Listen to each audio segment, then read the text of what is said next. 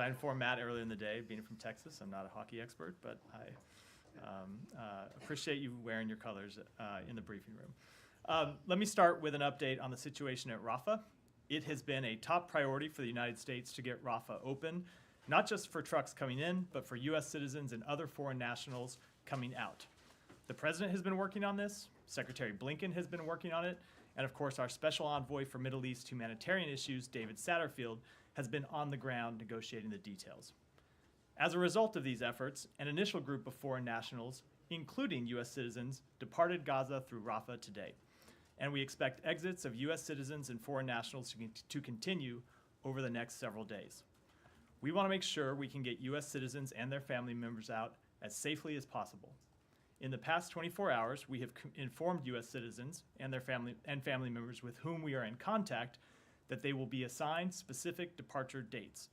We have asked them to continue to monitor their email regularly over the next 24 to 72 hours for specific instructions about how to exit.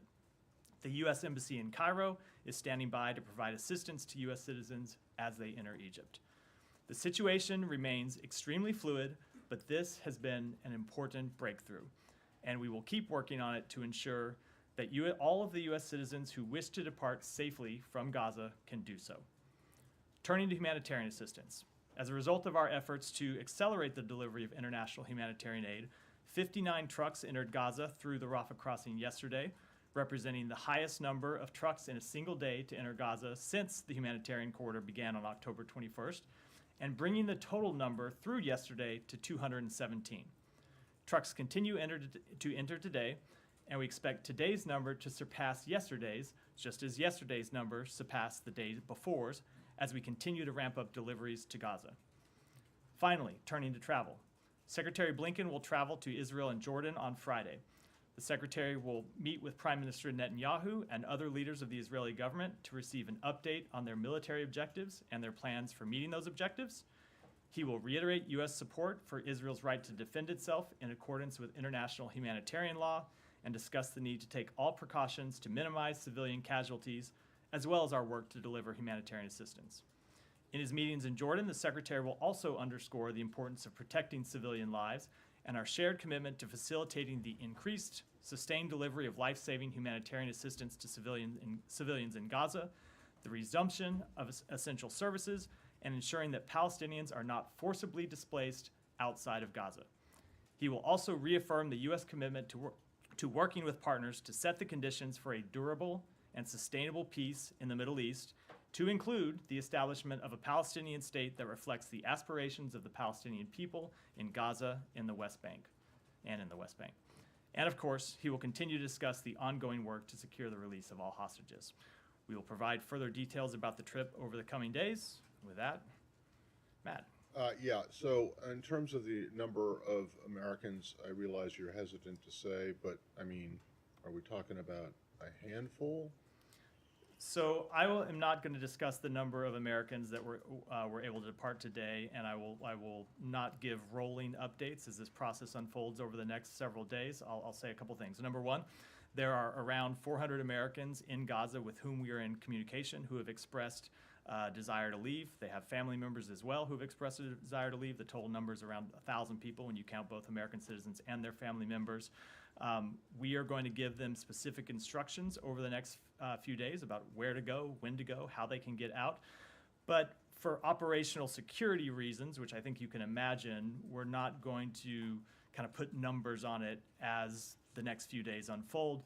When we get to what might look like the end of this process, we'll be happy to come back and talk in more detail. All right, and when you say that they crossed Rafah, does that mean that they are safely, and you have confirmed that they are safely in Egypt? There are a number of American citizens who have crossed through Rafah and are in Egypt today.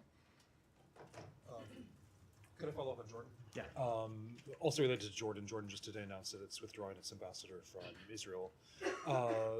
Do you have any comment, first of all, directly on this, what it means for the Middle East? What do you think about the Jordanian decision and how this would affect, if at all, the Secretary's travel and the Secretary's interactions? So I saw the reports and the reason Jordan stated for withdrawing its ambassador. I would say that we share the concerns they expressed about the dire humanitarian situation in Gaza. That's why we're actively leading the efforts to address that humanitarian situation, including those I just detailed, to get humanitarian assistance into Gaza. But ultimately, we believe that increased diplomacy is important, and steps to reduce diplomatic channels aren't productive to our long-term, our shared goals of promoting a long-term solution to this crisis. Would you say we would like the Jordanians to reverse that? And is that something that's I don't want to comment in any more detail than I just did.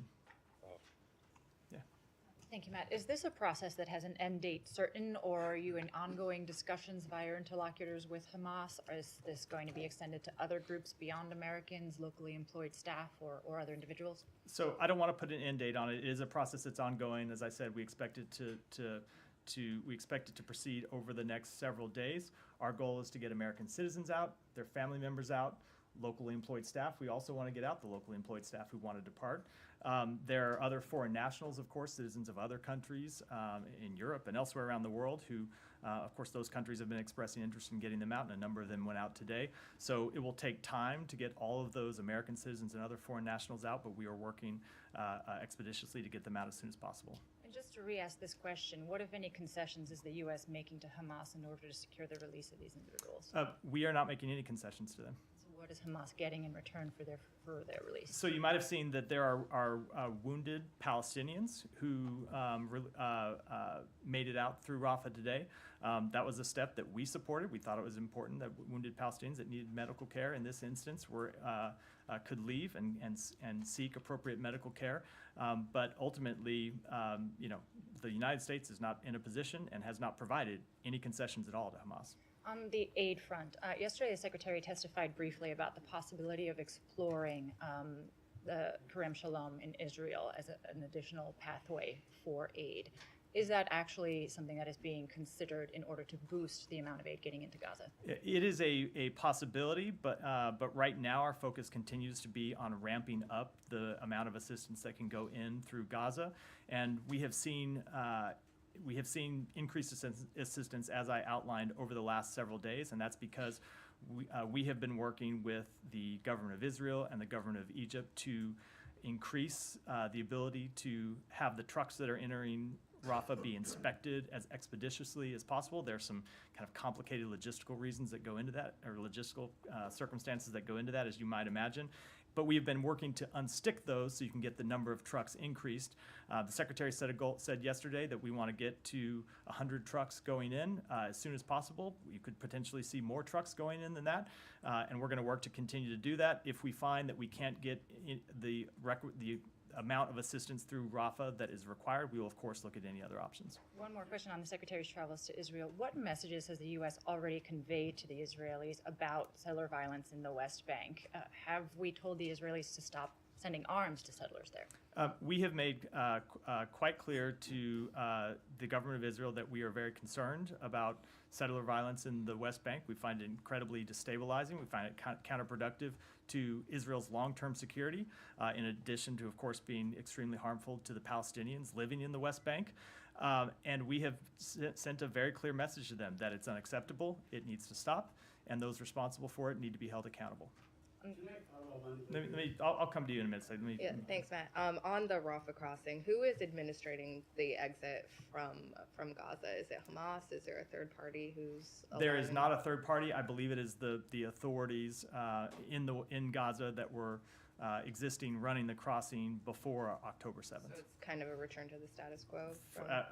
I wouldn't call anything I wouldn't call it a return to the status quo in that the process is very different. But ultimately, it's the authorities that, with respect to the authorities that are administering the gate on the Gaza side and the Egyptian side, it is a return to how they were operating before October 7th. And then when exactly did this deal actually get reached? That is a hard question to answer because it is something we have been working on continuously for a number of weeks. There have been a number of false starts along the way. There have been times when we thought we were going to be able to get American citizens out, and ultimately those efforts fell through. It's been extremely complicated when you think of the number of partners we're dealing with here. But ultimately, we got to the point where we were able to feel confident that we could get American citizens out really in the past 24 hours. I will tell you, I came out yesterday to the briefing and talked a little bit about what we expected to happen without being able to give any details, and it was just in the last hour before I came out that I really felt comfortable even saying that. And then you said the U.S. supported allowing injured Palestinians to leave via Rafah. It's not that the U.S. is. We don't have any. No, but you said you supported that support, move. yeah, Did correct. the party oppose that move? Not that I'm aware of, no. Go ahead. I'll come. Go. Matt, I have a couple of things. On Secretary's travel to Israel, can you say what is his primary objective? And one thing specifically, as the civilian death toll rises, is the United States going to push Israel more to show restraint? So his primary objectives are, as I outlined them in my opening comments. He wants to get an update from Israel on their military objectives and their plans for meeting those objectives. He wants to talk about ways that we can increase the flow of humanitarian assistance and get to the point where it's a sustained, continuous flow getting in every day that meets the needs of innocent civilians in Gaza. He wants to talk about preventing the conflict from spreading. He wants to talk about the ability to get hostages back. And as I said, he will talk directly with the Israeli government, as he has previously, as the president has previously, about our expectation that in conducting this military campaign, that they do so in full compliance with international humanitarian law and the laws of war, and we will be very direct about that. There's been back and forth in this briefing room about this, but given there was the big attack yesterday on the refugee camp, I have to ask again, what is the U.S. assessment so far in terms of whether Israel is following the rules of war? Again, I will say that I'm not able to offer an assessment on that strike, as I'm not able to offer assessment on other individual strikes.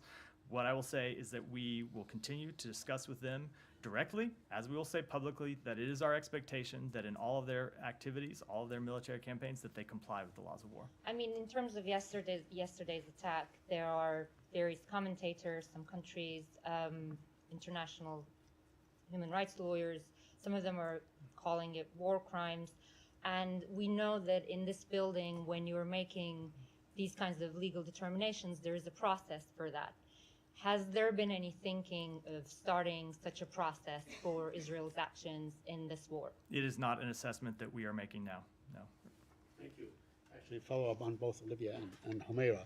On Humaira's first. I mean, this area was struck today again.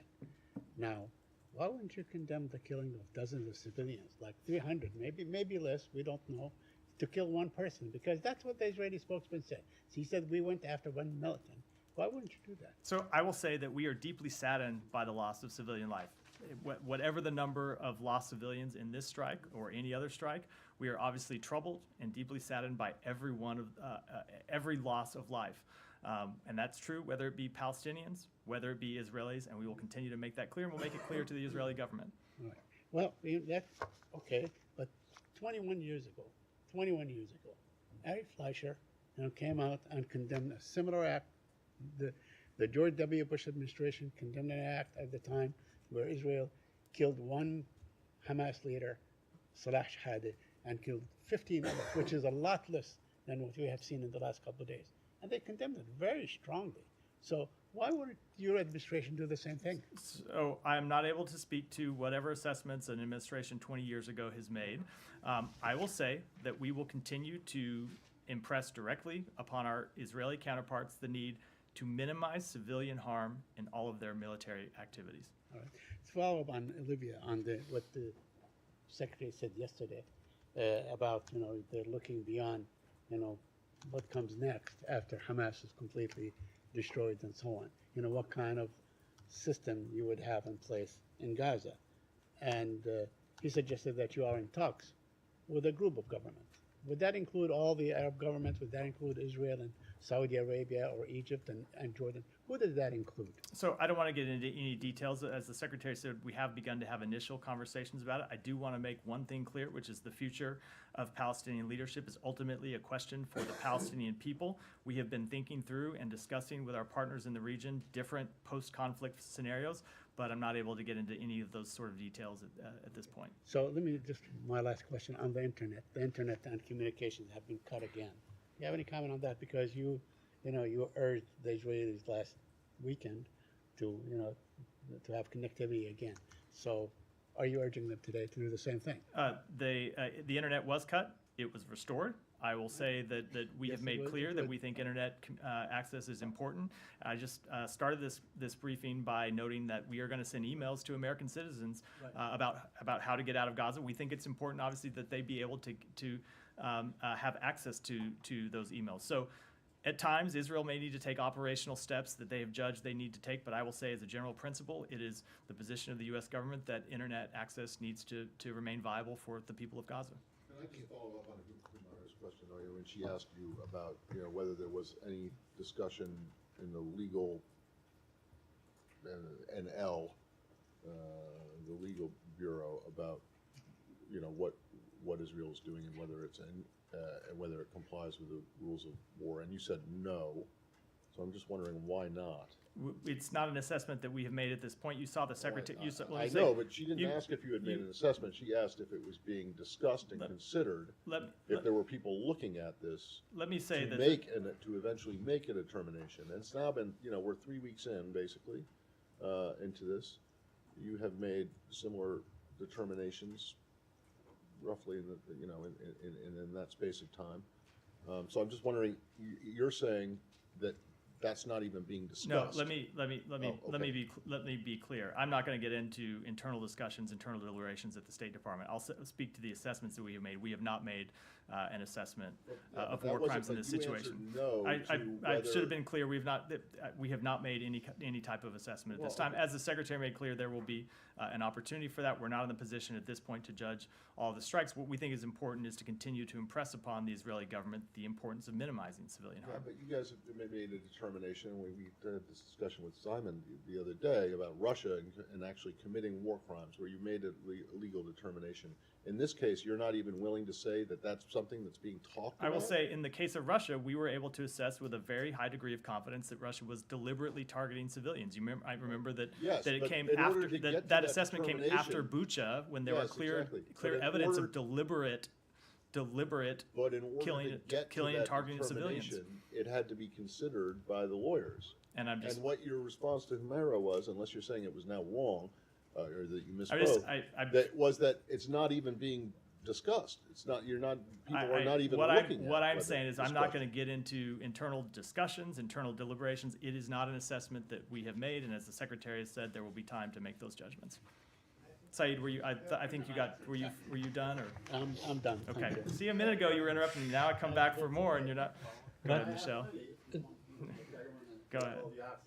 Will you have any response to the Houthis missiles after they joined the war?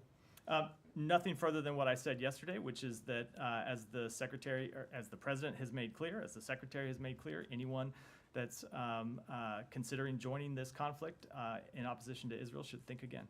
But they already joined and fired missiles towards I Israel. I recognize their statement, and I don't have any further comment to Will add. there be any American reaction? Again, I'm not going to. I never want to preview actions that we might take. I'll make statements and leave it at that. And of course, the government of Israel might have something to say about that as well, and I would defer to them. Alex, Thanks, go ahead. Matt. A couple of questions on the trip. As I understand, there are some expectations in Turkey that the Secretary might extend his trip and stop by this time around. How realistic are those? I saw reporters in this room tweeting that we might be going to Turkey. I can say that we have not confirmed a visit. Sorry, I didn't mean. I wasn't going to single. You raised your hand. I wasn't meaning to single. I wasn't meaning to single you out. Just for the transcript, my tweet is not based on my opinion. It's fair, based on sorry, Turkish fair, diplomatic sources fair, who are saying correct. Secretary Blinken is going to Turkey. Correct. So would you like to respond to that? I am sorry. I should not have singled you out. It wasn't my intention. I am not able to confirm any additional travel at this point. Other than that, that I announced at the top. We will make further announcements as they're available in the coming days. As you know, Councillor, Derek is headed to Turkey. Is there any relationship? Just someone was speaking over you. So you Any started. connection between Derek's trip and the Secretary? I'm sorry? Derek is headed to Turkey, the Councillor, to prepare Secretary's regional trip. Any connection between I just don't. I'm not going to make any announcements or speculation about travel before I'm. On Ukraine, if I may, the Secretary yesterday spoke with his Ukrainian colleague following the congressional hearing. Is there any concern on your end that Ukraine might become a victim of domestic politics? We believe that if support, well, first of all, say we believe that support for Ukraine continues to be essential. It continues to be important that the United States be there to help Ukraine defend itself against these horrific attacks that Russia has launched on them and continues to launch on them. And we believe, as a practical matter, that should funding for Ukraine get an up or down vote, it will pass in both houses of Congress. So I understand the kind of churn that has accompanied this, but it continues to be our position that funding is important, it should pass, and that as a practical matter, if it gets a vote, it will pass. As you know, Ukraine has seen more attacks during the past 24 hours than since the beginning of the war. 100 attacks to villages and towns. Do you think Moscow is under the impression that other conflicts are diverting attention in the West and that it has leeway to I don't know what I won't speak to what impressions Moscow might be getting, but I can assure you that we have not lost focus in any sense on our need to support Ukraine. That's why you've seen the president give an Oval Office address about our support for Ukraine, and we will continue to stay focused on it. We think we have the ability to work on more than one thing. You hear the secretary often say we have to walk and chew gum at the same time, and that is true with respect to both of these issues. Who is compiling the list of evacuees at Rafa Gate, and what is the criteria for determining which injuries are eligible for treatment in Egypt? So that is one of the details. Because of the kind of sensitive and delicate nature of this, I'm just not able to get into. All of this has been, as I said, an extremely complicated process when you think of all the parties that are involved, and I continue to find it not productive to kind of speak to the underlying details from here. And then, given that both Egypt and Israel have expressed security concerns and no third party is doing the monitoring, how have those concerns been addressed as part of this process? Security concerns, you mean with the number of people coming through? What I will say about it is we have worked with the government of Egypt and the government of Israel to attempt to ensure an orderly flow through the Rafa crossing. I will let Egypt speak to ultimately if their concerns were assuaged, but obviously they have agreed to this transit of people throughout. And in fact, they agreed to the transit of people through Rafa some number of weeks ago, and it's taken this long to actually make it a reality. So I won't get into the details other than to say that we feel confident that we've been able to establish a system that can get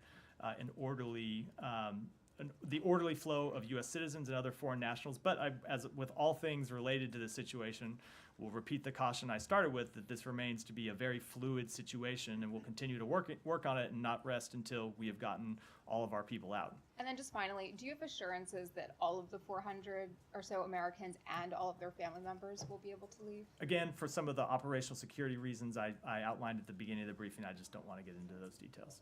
Go ahead. Thank you, Matt. What do you expect from Hassan Nasrallah's speech on Friday, Secretary General of Hezbollah, his first appearance since the war started? And some speculation says that it might change the course of this war, or maybe it will turn to a large-scale war. What do you expect from his speech? I would not want to speculate what he might say in advance. Okay. Is there any fear or worry that? Again, I'm sure we will be monitoring what he has to say. We will not be speculating. As I said with respect to the Houthis, the president has made very clear that any entity hostile to Israel thinking of entering this conflict should think again.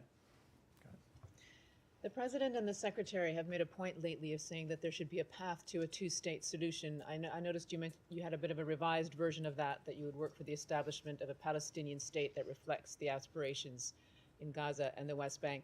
So given that the Israeli government, it's against the Israeli government policy to talk about or contemplate a two-state solution, given that many Palestinians think it's not possible anyway because the settler activity means it's no longer viable, what is the purpose now of like flagging a two-state solution? The purpose is that we believe it is ultimately the only solution that will provide durable, lasting peace.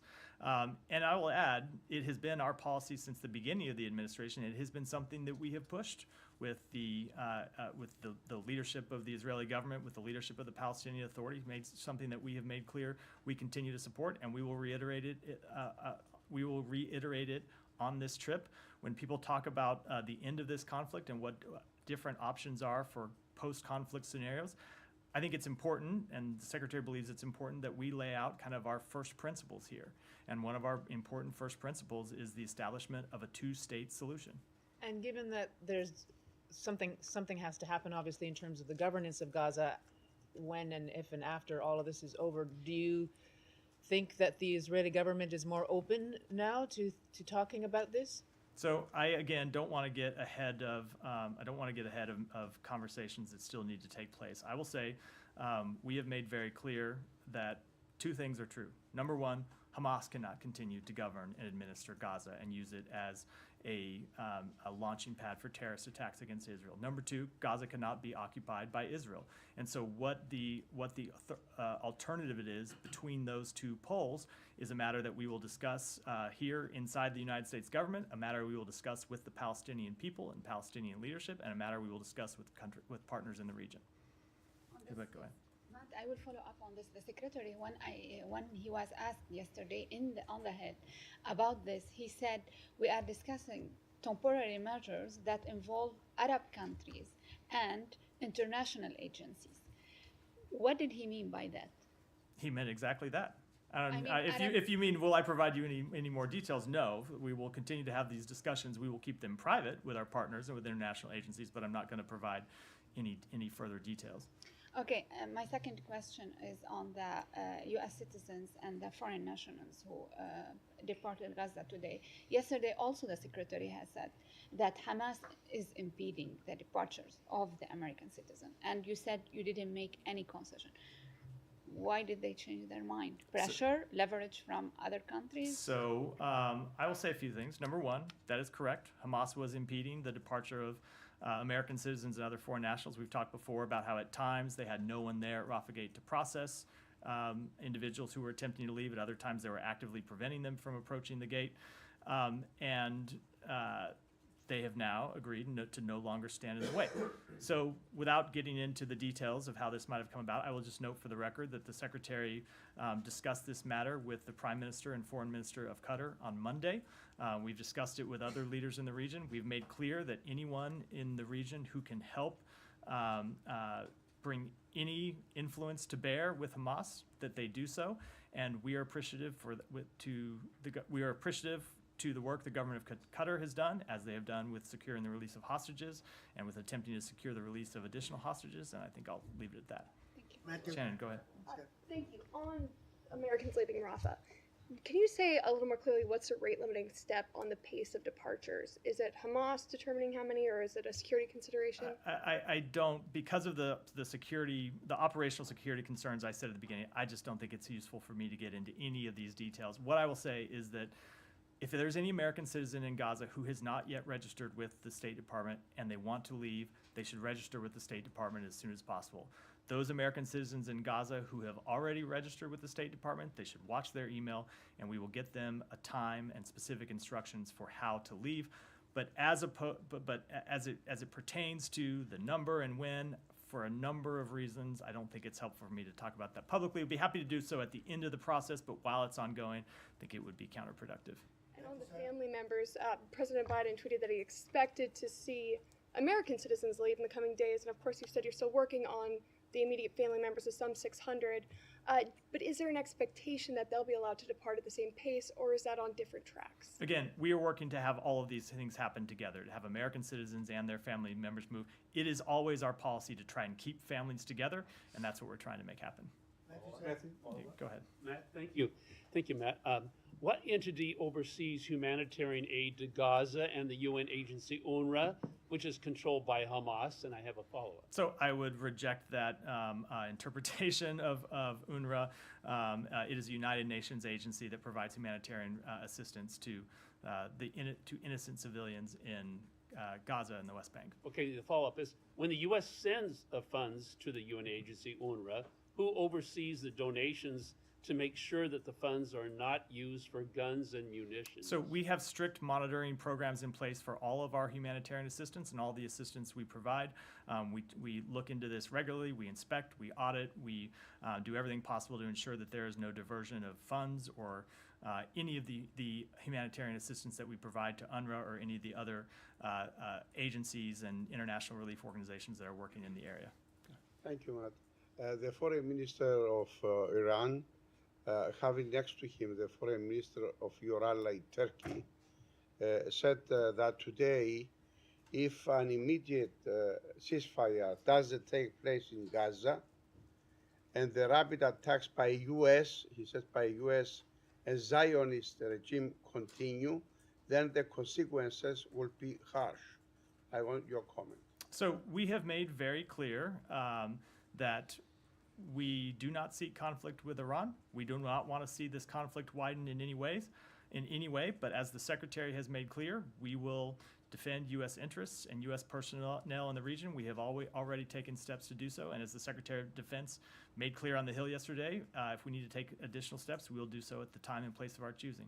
Also, I have a question. I see that the head of the Foreign Affairs Committee of Turkey, he said, according to the Reuters, that Turkey was in no hurry. Even US and NATO want a speedy vote by Turkey's parliament for the accession of Sweden. I mean, you said yesterday that you want ratification as soon as possible. So I haven't seen. And he answered to you, I'm sure. Let me just. I haven't seen those specific comments, and I'm gonna stick with my typical practice of not reacting to comments unless I've seen the place and the context in which they were delivered. But I will say that we have made quite clear that we want to see Sweden's accession into NATO as soon as possible. The Secretary has had a number of conversations with his counterpart, the Foreign Minister, about that exact thing, and we will continue to work to make it happen. Thank you, Matt. I'm going back to what the Iranian Foreign Minister said. He said that if the wars goes out of the control, then the U.S. will be responsible for what will happen in the next. And also he said that there will be another surprise move by the resistance. Do you take any responsibility for that if the war gets out of the control? No, I would just say we have made clear in our public and our private messaging to Iran that it should not escalate or widen this conflict or take advantage of the current situation. We have said, as I just reiterated a moment ago, that if our troops are attacked, we would respond. We did just that, and if we are attacked again, we'll respond again, and I'll leave it there. And another question. Today, Harakat al-Nujabat, an Iranian-backed group in Iraq, they have 10,000 fighters. They announced a war against the U.S. forces in Iraq, and the leader of that group said that no pause, no truce, and no retreat. We're going to fight the U.S. Do you think they are not taking your signal or your warning seriously because they don't see any action from the U.S.? I don't think anyone should doubt our commitment to defending our forces. Go ahead. Thank you so much. Matt, I have two questions. I'll be very impactful.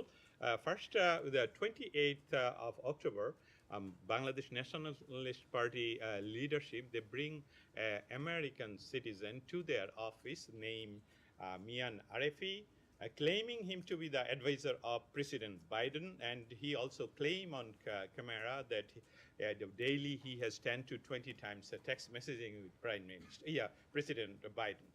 But U.S. Embassy in Bangladesh disowned this claim of Mr. Arefi. My first question is that the fraudulent activities by BNP leaders defame image of U.S. government. Are you going to take any actions against Mr.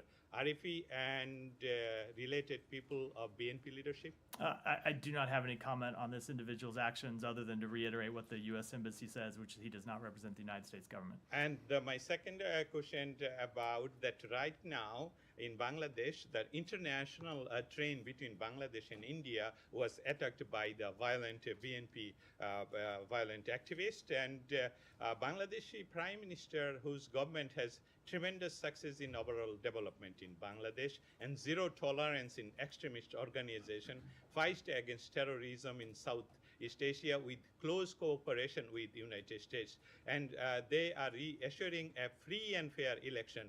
Will U.S. send any election observer there and assist Sheikh Hasina to conduct a free and fair election?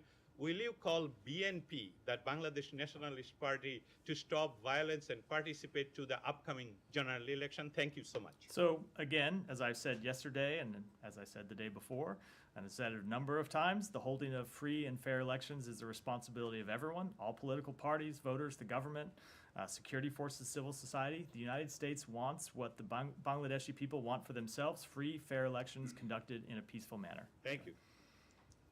Matthew, good afternoon. Yeah. Two questions for you. One, in the Middle East, Sam Brownback, former U.S. ambassador at large for International Religious Freedom told us the other day, my organization, that if you want peace in the Middle East, the Iranian regime that's in power now has to go. He says you will not have peace in the Middle East as long as this regime, his words, in Tehran, the ruling mullahs, are in power. Does the State Department agree with that assessment? I'm not going to offer responses to individual private citizens. Okay, two. To Ukraine now, please. Thank you. There are 5 million Catholics in Ukraine. And church leaders, Catholic church leaders, warn right now that if Russia wins this war, succeeds in its invasion, the Catholic Church there could be wiped out, eliminated, or be forced to go underground, just as in the old Soviet Union days. How does the State Department address those concerns? Well, one of the way we would address those concerns, I'd say, would be to continue to support sustained U.S. military assistance and economic assistance to the government of Ukraine. It's been the United States has provided more security assistance to Ukraine than any other country in the world, and I would say that anyone that is concerned about Russia's potential aggression in Ukraine should join us in urging Congress to pass our increased security assistance package as soon as possible. Matt, thank you. Just going to China. Secretary Blinken has just met with Wang Yi, and he has, and you said to me a couple of months ago that all human rights issues will be mentioned, including that of the Southern Mongolians, or where 95% of the rare minerals come from, the region what they're living in. We haven't seen any discussions on the rights of the Mongolians when discussions on Tibetans, Uyghurs, and the Hong Kong people were discussed. And in the future meetings, at the very least, is the State Department going to address the rights of Mongolians and also of those underground Catholics and Protestants and the Falun Gong practitioners? My second question to you is the other part that was seemed to be ignored was our presence in the Indo-Pacific. There is a degradation of democracy in places like Solomon Islands ever since they switched recognition from Taipei to Beijing. And so, is the State Department going to address that portion, given the fact that the erosion of democracy also involves an ousting of a former governor for speaking out against the One China policy? So, with respect to the first question, I can assure you that the Secretary raised human rights issues robustly in his meeting with Director Wang Yi. He has raised human rights issues in all of his meetings with Chinese government counterparts, and we will continue to raise a full range of human rights issues in our meetings with the PRC. With respect to the second issue, we of course continue to support the flourishment of democracy in the Indo-Pacific, as everywhere in the world. You've seen the Secretary travel a number of times to the Indo-Pacific, including a number of islands in the Indo-Pacific, to make that very case, and we'll continue to do that. Go ahead. Hi, Matt. Two questions, please. The first one, do you have a comment on President Biden's announcement of his intent to nominate Kurt Campbell to Deputy Secretary? So the president did make that announcement this morning. You may have seen that Secretary Blinken sent a message out to the workforce today welcoming that announcement. The only comment I will make is, of course, that Congress has a job to do here in properly considering and confirming our nominees, and we hope that they'll do so as expeditiously as possible. Thank you. Also, as a follow-up, Secretary Blinken is expected to attend the G7 Foreign Ministers Summit in Japan next week. What can you tell us about expected topics of conversation, particularly as Japan refrained from the initial G7 statement in support of Israel? So we have not yet announced further travel beyond Friday, when he'll visit Israel and Jordan, but expect us to make further announcements in the next few days, and I'll be happy to talk about those questions once we've made those announcements. Pakistan's deadline for undocumented Afghan refugees to return to Afghanistan has passed, and now thousands of Afghans going back to Afghanistan. But there are around 60,000 refugees that they left Afghanistan because of Taliban's threats and prosecution. What's your comment about that? And also, would you be able to elaborate on Thomas West's meeting with some European representatives in Italy? So we join all of our partners in urging every state, including Pakistan, to uphold their respective obligations in their treatment of refugees and asylum seekers, and to respect the principle of non-refoulement. We strongly encourage Afghanistan's neighbors, including Pakistan, to allow entry for Afghans seeking international protection, and to coordinate with international humanitarian organizations to provide humanitarian assistance. And with respect to Tom West's recent meetings, I'd refer you to his office for specific comment. Alex, go ahead, and then Amir, and then we'll wrap. Maybe an update for us on the case of Ready Free Europe's reporter, commercial bus. I don't. We continue to be in contact with her attorneys. We continue to be in contact with Radio Free Europe. We have not yet received formal notification of her arrest from the Russian government, though obviously we are aware that it has happened, and that's why we continue to seek consular access to her, and that also has not been granted. We would urge the Russian government to provide it as soon as possible. Yesterday, the Russian court rejected her appeal to, release pre-trial detentions. Any reaction? I don't have any comment on that. Our focus is at this point securing consular assistance as we seek more information about the case. Mara, go ahead. Final question, if I may. Sorry. I apologize. On Wagner. Careful. I singled Humera out and got a much deserved smackdown earlier in the briefing. So reports that Wagner Group restarted, recruiting. Any concern on your end? Anything you have heard about? Sure, we always have concerns about Wagner Group's activities, whether they be in Ukraine or whether they be anywhere in Africa, which is why we've taken a number of actions to hold them accountable over the past. Mara, go ahead. Matt, just to close the loop on previous line of questioning and also Matt's line of questioning as well, is it fair to say that there is no active process in this building to make a legal determination about Israel's attacks and strikes in... I just never want to talk about internal deliberations. I will just say what I said before, which is the Secretary said there will be time to make those assessments, and those are not judgments that we have made at this point. Right, but I'm just asking about the intent or the plan, because Secretary did say there will be a time for that. I'm just wondering if that time is nearing or... I don't have any further information to Okay. provide. Go ahead. I had sorry.